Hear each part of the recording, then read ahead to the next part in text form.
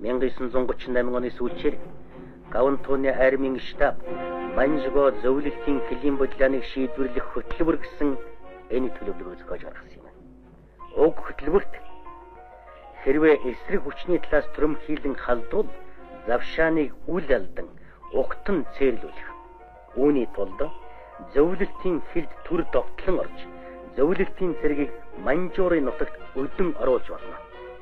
Хөлийн шугам тодорхой бус газарт тухайн газар нутгийг хариуцсан тэргүүн шугамд байгаа ангуудын дарга нар өөрсдийнхөө дураар хөлийн шугамыг тогтоож болно гэж эзлэн түрэмхийлснээгаа тодорхойлжээ.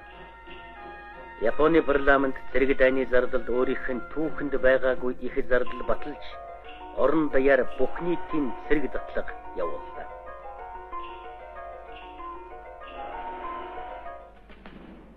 Гаунтууны армийн штаб бүгд наримдах Монгол ард улсыг эзлэх байлдаанаа халахын голын орчим хийхээр төлөвлөсөн.